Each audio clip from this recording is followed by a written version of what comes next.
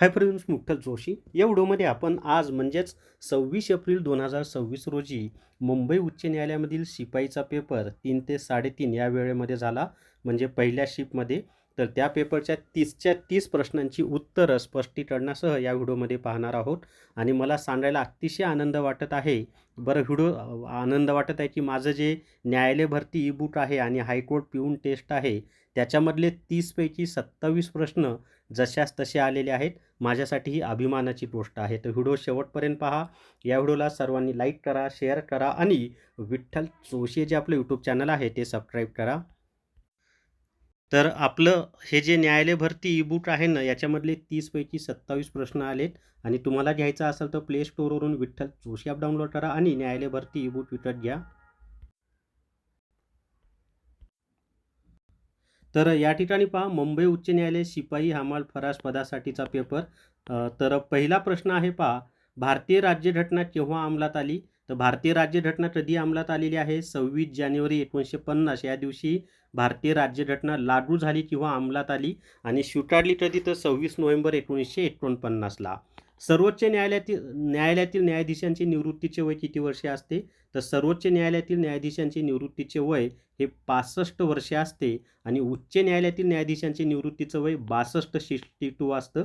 सर्वोच्च न्यायालयातील न्यायाधीशांची मंजूर संख्या किती आहे? तर सर्वोच्च न्यायालयातील न्यायाधीशांची मंजूर संख्या ही 34 आहे. भारतातील सर्वाधिक पावसाचे ठिकाण कोणतं? तर भारतातील सर्वाधिक पावसाचं ठिकाण मौशिन राम आहे. डी हे त्याचं उत्तर आहे. तुम्हाला वाटत असेल पेपर सरांनी सेट केला की काय? जशास तसे प्रश्न आलेत. इव्हन यूट्यूबला जे फ्री लेक्चर घेतले त्याच्यातले सुद्धा जशास तसे प्रश्न आहेत. सरदार सरोवर प्रकल्प कोणत्या नदीवर आहे?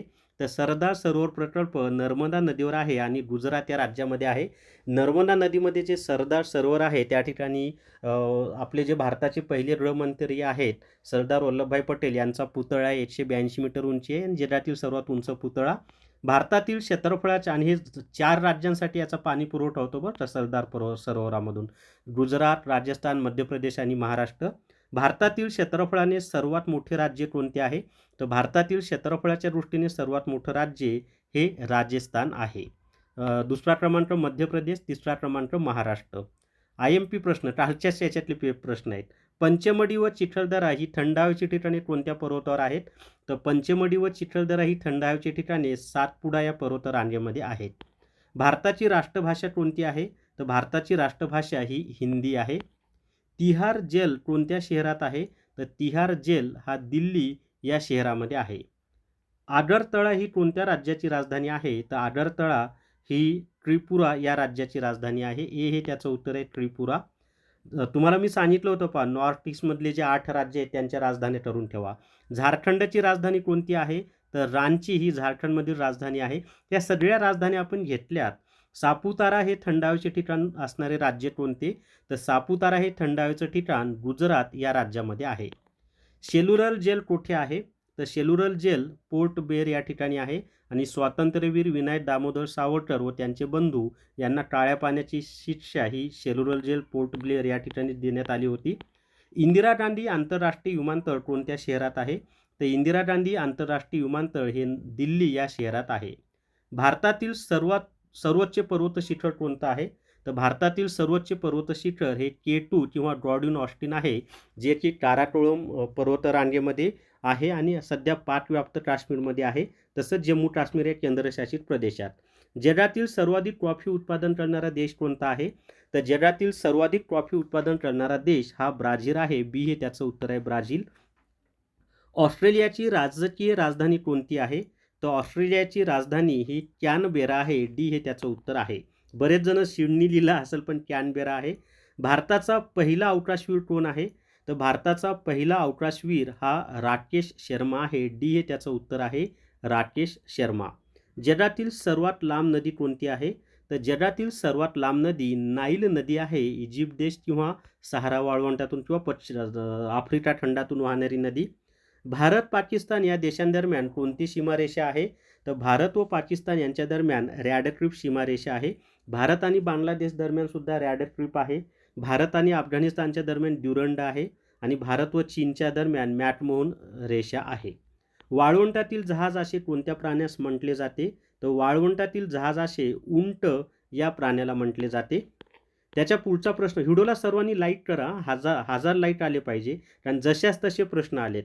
अष्टप्रधान मंत्रिमंडळ कोणाच्या शासनकाळात होते? तर अष्टप्रधान मंत्रिमंडळ हे छत्रपती शिवाजी महाराज यांच्या शासनकाळामध्ये होतं. पंजाबमधील शीख राज्याचा संस्थापक कोण? तर पंजाबमधील शीख राज्याचा संस्थापक हे रणजित सिंह आहेत. महात्मा गांधी महाराष्ट्रात कोठे आश्रम स्थापन केला? तर महात्मा गांधीजी यांनी महाराष्ट्रात वर्धा जिल्ह्यातील सेवाग्राम या ठिकाणी आश्रम स्थापन केलेला आणि पवनार या ठिकाणी आचार्य विनोबा भावे यांचा आश्रम होता. चलेजाव आंदोलनाचे नेतृत्व कोणी केले? तर चलेजाव आंदोलनाचे नेतृत्व हे महात्मा गांधीजी यांनी केलेलं आहे. महाराष्ट्रात खालीलपैकी मिठाचा सत्याग्रह कोठे झाला होता? तर महाराष्ट्रात मिठाचा सत्याग्रह वडाळा या ठिकाणी झालेला होता. भारतीय संविधानानुसार डॅश डॅश सार्वभौम आहे? तर भारतीय संविधानानुसार भारतीय जनता सार्वभौम आहे. मुख्यमंत्री व त्यांचे मंत्रिमंडळ कोणास जबाबदार असते? तर मुख्यमंत्री व त्यांचे मंत्रिमंडळ हे विधानसभेला जबाबदार असते. सी हे त्याचं उत्तर आहे. चंदनाचे सर्वाधिक उत्पादन कोठे होते? तर चंदनाचं सर्वाधिक उत्पादन हे कर्नाटक या राज्यामध्ये होतं. हिराकूड धरण कोणत्या नदीवर आहे? तर हिराकूड धरण महानदीवर आहे. सी हे त्याचं उत्तर आहे, महानदी. जर तुम्हाला हायकोर्ट पिऊन टेस्ट सिरीज घ्यायची असेल तर प्ले स्टोअरवरून विठ्ठल जोशी ॲप डाउनलोड करा आणि हायकोर्ट पिऊन टेस्ट सिरीज विकत घ्या. 30 पैकी 27 प्रश्न यातले सुद्धा आलेले आहेत, तर निश्चितच तुम्हाला फायदा होईल. या व्हिडिओमध्ये एवढीच माहिती. आवडला सर्वांनी लाईक करा, शेअर करा आणि विठ्ठल जोशी जे आपले यूट्यूब चॅनल आहे ते सबस्क्राईब करा. Thank you very much.